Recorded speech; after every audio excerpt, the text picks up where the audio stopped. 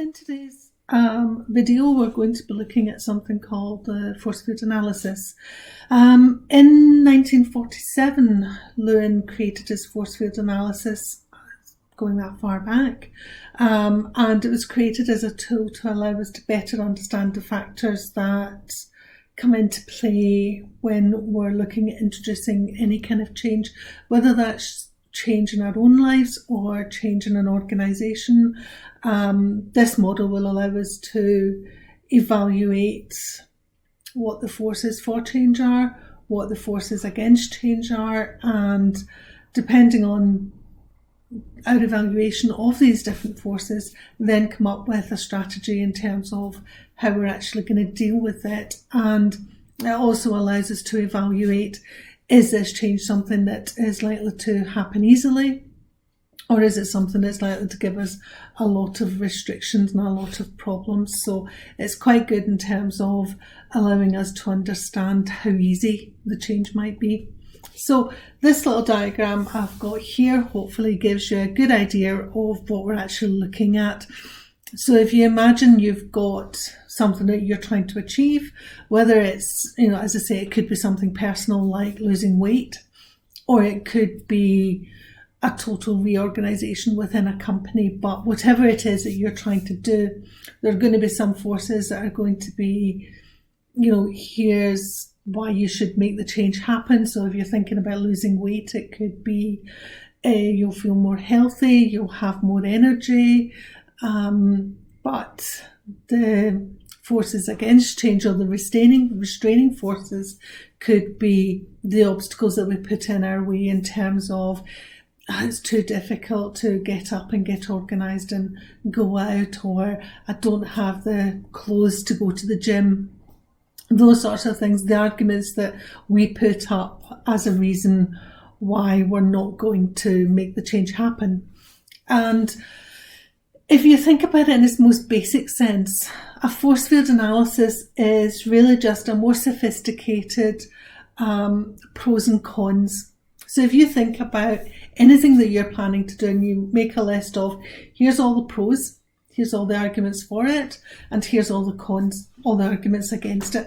A force field analysis is really just doing the same thing. The only difference is that with a force field analysis, we're going to make it a little bit more complicated, and we're going to put some weighting on those different forces. So we'll decide which pros or which cons are more important than others to try and help us assess the likelihood of the change happening and being successful. So as you can see from the image in front of you as well, if we have the driving forces and the restraining forces, if they're the same, if they're in balance, then the change isn't going to happen because you've got pressure coming from both sides. And therefore, if that's what's happening, there's not going to be any movement. So we have to carry out the analysis to find out, is everything balanced, or is there an imbalance? Are there more driving forces? Are there more restraining forces? Obviously, if there's a lot of driving forces, then that's going to make it really easy to push forward and make the change happen. But if there's a lot of forces on the restraining side, a lot of arguments against the change, and a lot of resistance, then obviously it's going to be much more difficult to manage that change. So with the force field analysis as well, we're also looking to find out where that resistance is likely to be, and then to think about how we might be able to deal with that as well. So what we're going to look at now is another slide, which will give us a template of what the force field analysis actually looks like. And what we have here is an example that's already completed. So what I'm going to do now is I'm going to talk through various aspects of a force field analysis, but I'm going to defer to this diagram so that it'll make it nice and easy, hopefully, for you to understand. Normally, if I was doing a force field analysis myself, or I was teaching it in a classroom, I would normally talk about the forces being rated on a scale of 1 to 5, but obviously here we have 1 to 4. the key thing, I suppose, is to realise that 1 is a low and 4 is high. So if we think that, we've got something here about low maintenance costs, well, yes, that is going to be a force for change, but the savings we're going to make are not going to be that great. So it's not really, it's not our biggest argument. It's not our most important argument. So we're going to give that 1, but customers want new products. They want maybe new products that are more innovative, made more efficiently, perhaps cheaper as well. So you've got that drive of what the customers are looking for. And if the customers don't get what they're looking for, they're going to go somewhere else.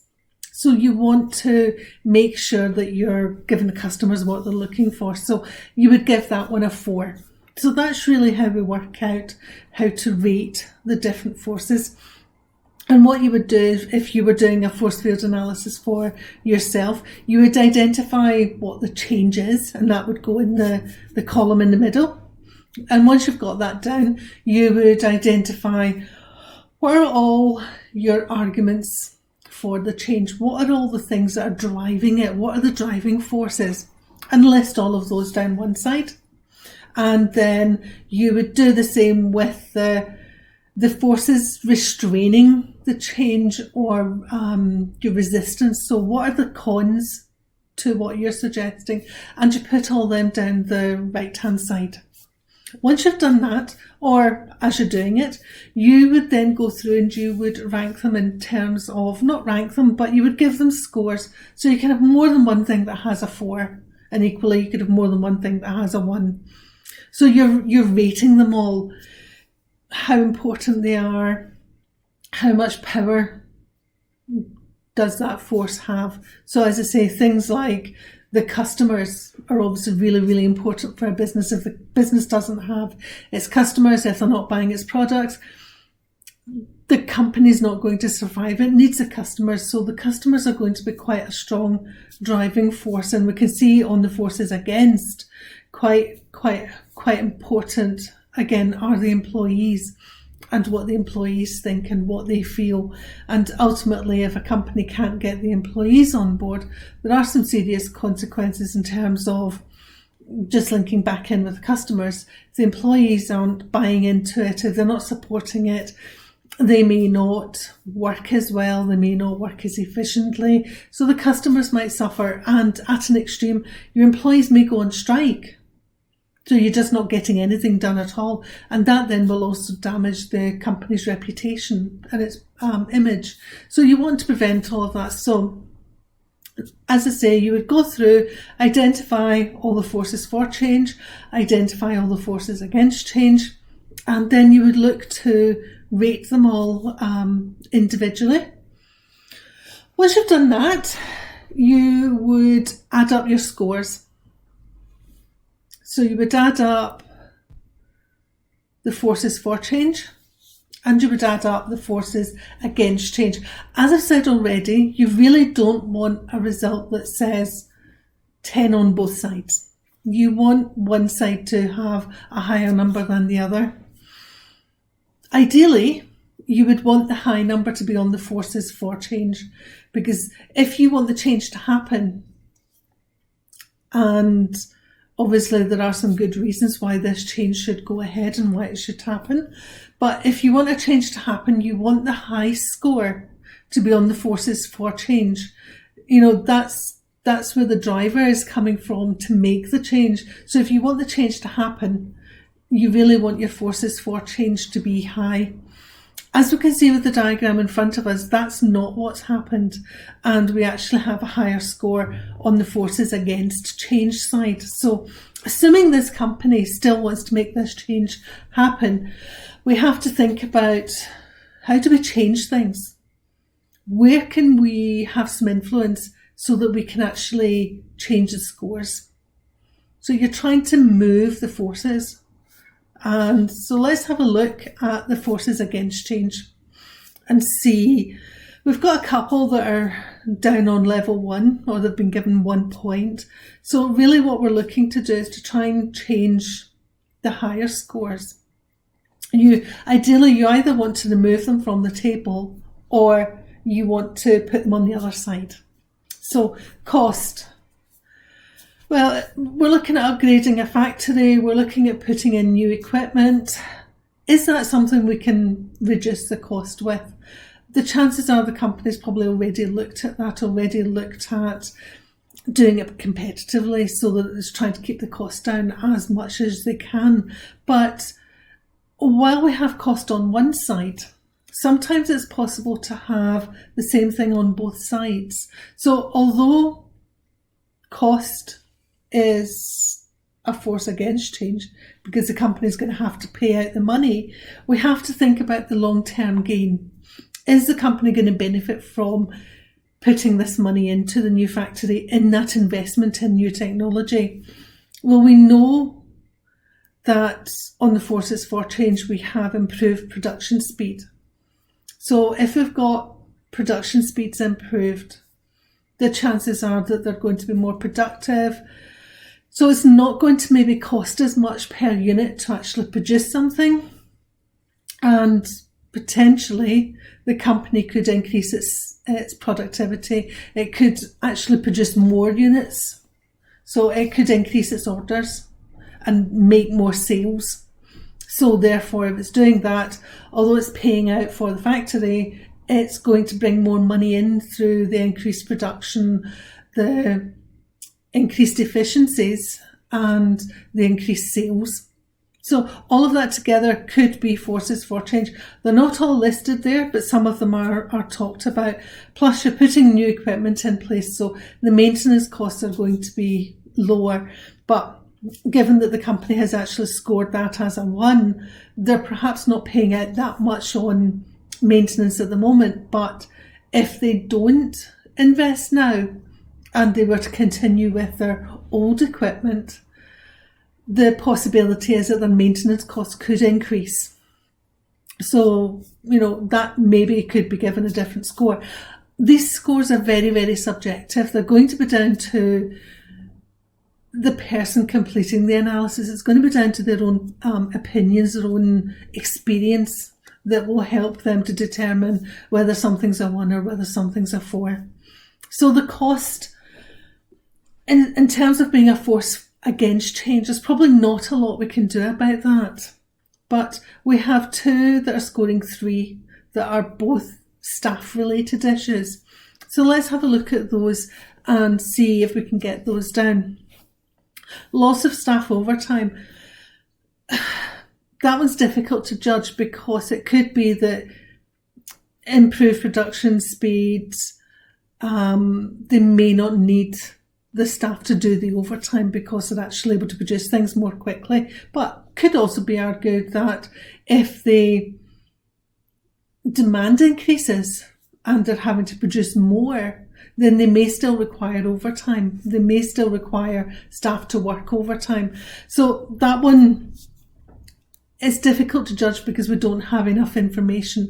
The staff fearful of new technology. This is quite a common issue with staff when there are changes taking place. Staff are worried about, what does this mean for me? They're introducing new technology. What if I can't cope with that? What if I'm not capable of doing this job? Or they're introducing this new equipment. Are they actually going to need as many staff? Could they be looking at redundancies? So staff will have a lot of worries and concerns, and the easiest way to deal with that is through communication, talking to the staff, reassuring them. We know that there's training time, but the staff will be trained in the new equipment. They will be shown what to do. They will, and the company can reassure them that, we're actually hoping to increase productivity, to increase production. So we will need the staff. So there's not going to be any redundancies.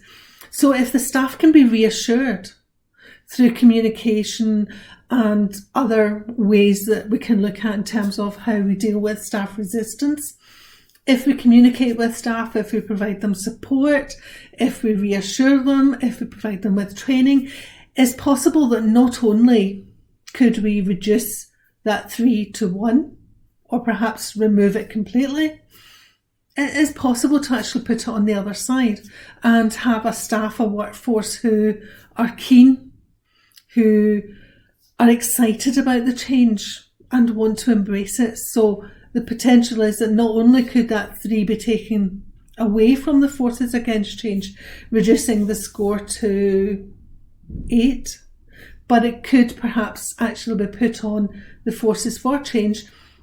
And if you put the 3 there, then that would take that up to 13. So your force field analysis allows you to analyse a situation, identify the forces for change, the forces against change. But once you've done that and you've looked at the scores and figured out where things lie overall, you can then think about where are the arguments against a change? Are there any there that we can actually influence? Are there anything we can do anything about? And equally, if you have staff who are interested in the change, but at the same time are perhaps a little bit concerned, and the forces for change, you've only given them a 1, then talking to them, reassuring them, getting them on board, getting their buy-in and their enthusiasm, it's possible to increase that from a 1 to a 2 or a 3 or possibly even a 4. So with the force field analysis, it allows you to assess how easy or how difficult a change is likely to be. But it also allows you to then think, where are the obstacles likely to be? Where are the challenges going to come from? And based on that, how can I then deal with that? So hopefully you have found this helpful. Thank you very much for listening. If you have any questions, please feel free to post them on the after the video. Thank you very much for listening.